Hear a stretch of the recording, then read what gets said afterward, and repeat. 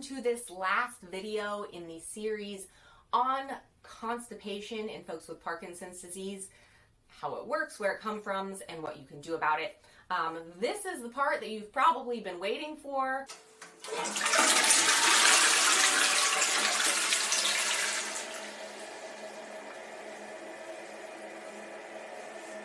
The part where we're actually talking about the tips to handle constipation in folks with Parkinson's disease. But if you didn't get to see, or if you haven't had a chance to watch parts 1 or parts 2 of this video series, then make sure you're going back to check those out.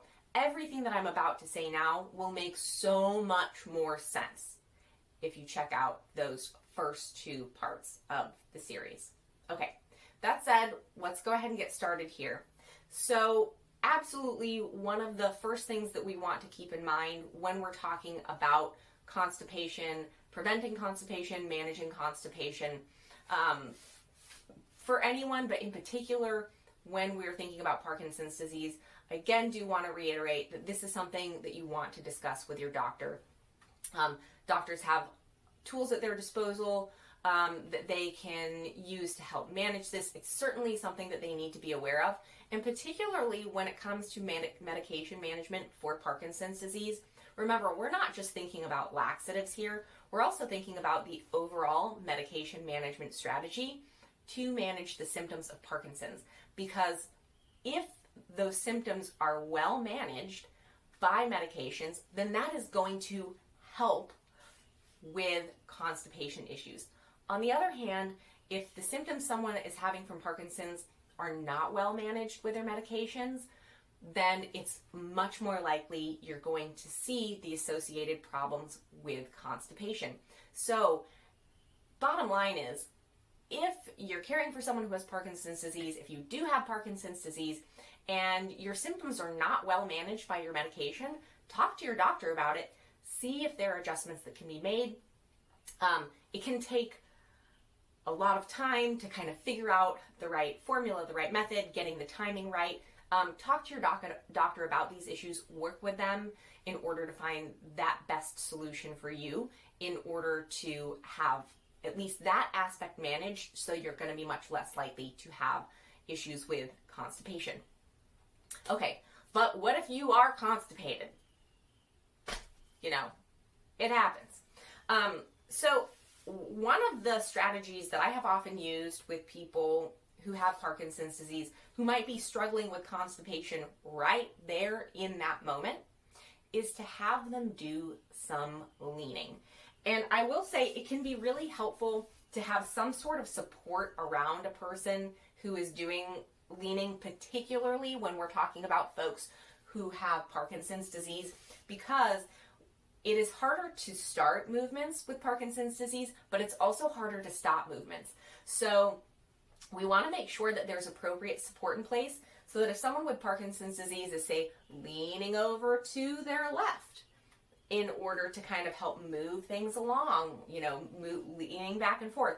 If someone is doing that, we want to make sure that there's some safety system in place so that they don't just keep on leaning and fall off the toilet or the commode. That's no bueno. No bueno. We don't want that. So it can be really helpful to have some more supportive seating system. You see, I have a bedside commode over the toilet here. That can really be helpful. But also, if you're a caregiver, making sure that you're there with someone, that you're providing that level of supervision and safety so people don't have falls off of the toilet using a technique like this.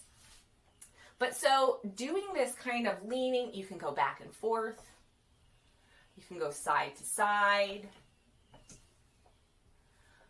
Can really just help to kickstart that process, move things along. When you're moving, obviously everything in the abdomen is moving when you're kind of doing this back and forth movement. It also kind of helps to work almost like a pump function, to get things moving along. So this leaning can be a really good tool to use in the moment if constipation is present. A couple of safety tips for constipation. There are some things that we want to avoid doing, if at all possible. We really want to avoid straining if someone is constipated.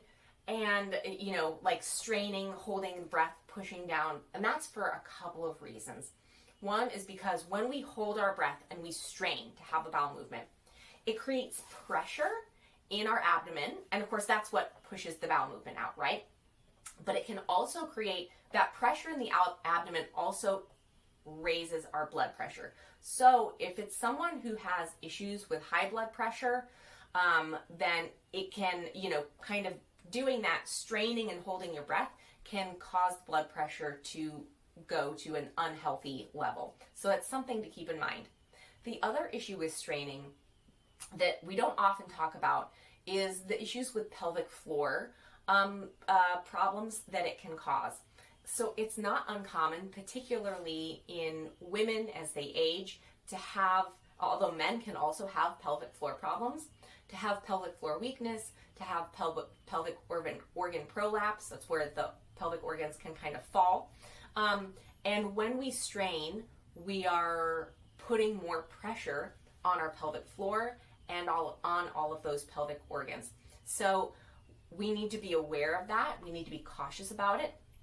If it's someone who already has a pelvic floor issue or a pelvic organ prolapse, then we want to make sure that we're really on top of managing constipation to avoid any additional complications that might be related to straining. The next thing that we want to try to do, of course, is to hydrate. That's not necessarily something that you can do right there in that moment. If you're constipated and you're sitting on the commode or toilet, chugging a bottle of water is not going to help right then and there. It's going to take some time to work.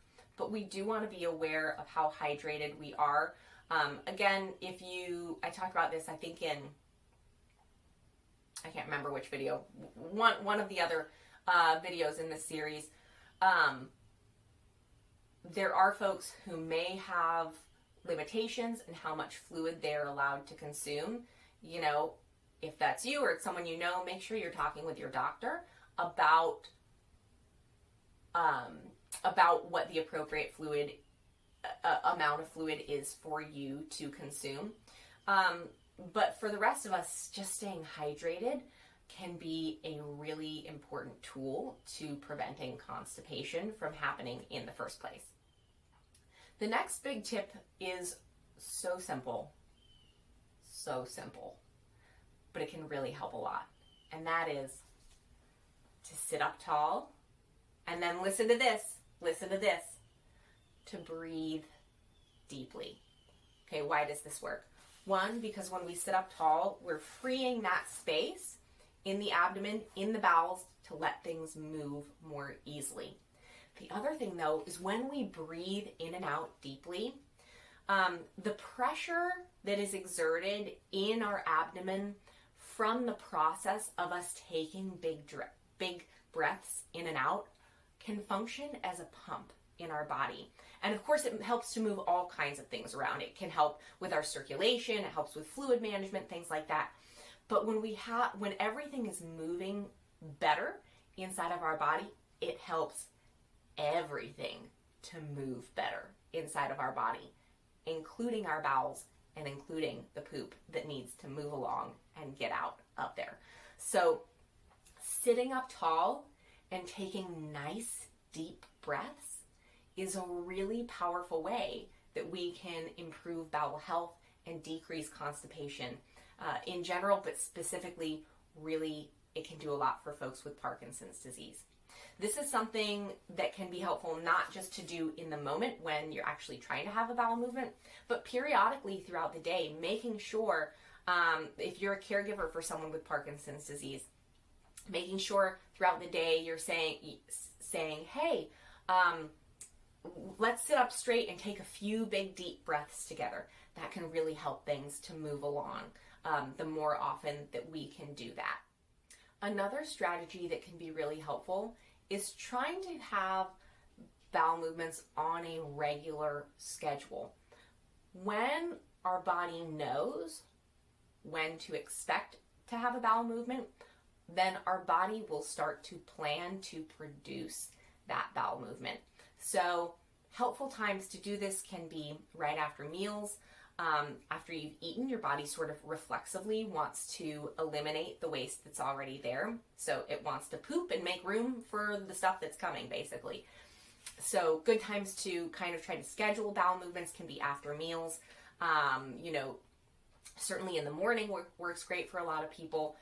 There's not necessarily a right or wrong way to do this, but having your bowels be on a schedule and kind of sticking with that schedule can be really helpful in sort of managing constipation. It can also be helpful in managing any kind of incontinence issues that you might have. A lot of times it can take working with a healthcare provider in order to establish a toileting schedule or a bowel program.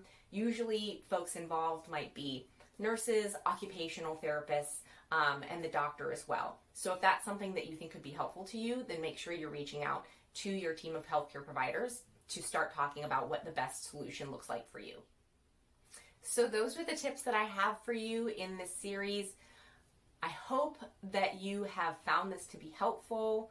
I hope that you got some information in here that was either eye-opening or helped you to make good decisions, or maybe helped you understand, like, hey, maybe I need to reach out and talk to my doctor about this, or in some way increased the quality of life or quality of care that you're able to give or receive. So if you liked the information in these, please make sure that you are subscribing to the channel. Make sure that you're following me. Make sure that you like this so that I can keep bringing more content like this to you. All right, guys, thanks so much for watching. I'll catch you next time.